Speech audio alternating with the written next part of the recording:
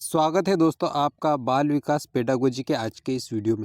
दोस्तों वीडियो के सारे प्रश्न बहुत ही महत्वपूर्ण और इम्पोर्टेंट है।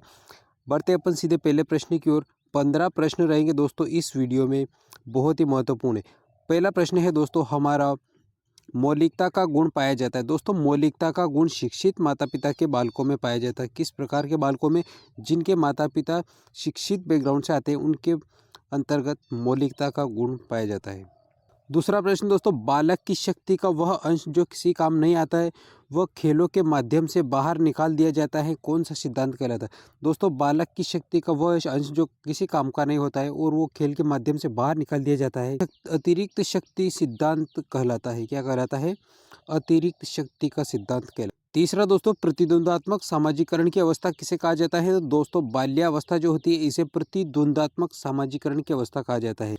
चौथा प्रश्न, राष्ट्रीय पाठ्यचर्या की रूपरेखा एनसीएफ 2005 के अनुसार मार्गदर्शक सिद्धांत में निहितार्थ है।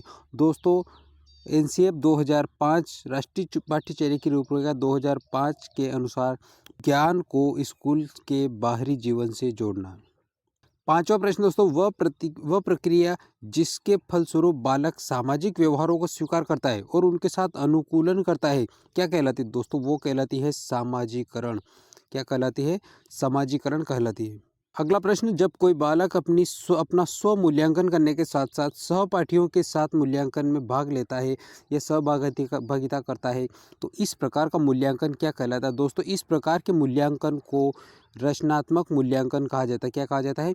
रचनात्मक मूल्यांकन कहलाता है जब बालक अपना स्वयं का मूल्यांकन करने के साथ साथ सहपाठियों के साथ मूल्यांकन में भाग लेता है। तो अगला प्रश्न दोस्तों, लक्ष्मी अपनी कक्षा को क्षेत्र भ्रमण पर ले जाती है और वापस आने पर अपने विद्यार्थियों के साथ भ्रमण के बारे में चर्चा करती हैं, कहलाता है। दोस्तों इसे सीखने का आकलन कहा जाता है। क्या? आठवां प्रश्न दोस्तों, बालक का विकास प्रारंभ होता है। तो दोस्तों बालक जो होता है उसका विकास जन्म के पूर्व से हो जाता है, यानी गर्भावस्था के दौरान ही बालक का विकास होना प्रारंभ हो जाता है।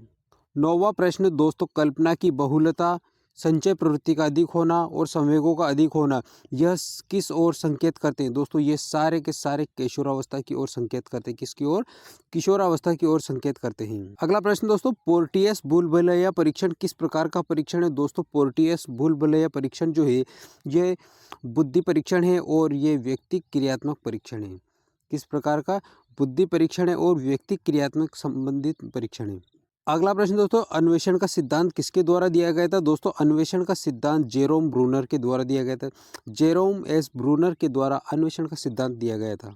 अगला दोस्तों, प्राकृतिक दशा जिसे क्षेत्र सिद्धांत कहा जाता है, किसने दिया था? दोस्तों क्षेत्र सिद्धांत या प्राकृतिक दशा क्षेत्र सिद्धांत कर्ट लेविन के द्वारा दिया गया था।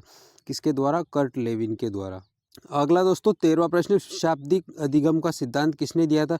दोस्तों शाब्दिक अधिगम का सिद्धांत आशुबेल के द्वारा दिया गया था। किसके द्वारा? आशुबेल ने शाब्दिक अधिगम का सिद्धांत दिया था।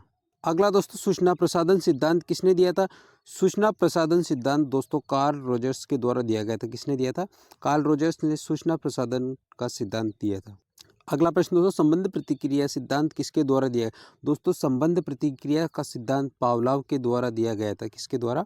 पावलाव ने संबंध प्रतिक्रिया का सिद्धांत दिया था। दोस्तों वीडियो पसंद आया तो लाइक कीजिए, चैनल पर अगर नए हैं तो चैनल को सब्सक्राइब कर लीजिए। मिलेंगे अपन का अगले वीडियो में, तब तक के लिए आपको बहुत बहुत धन्यवाद।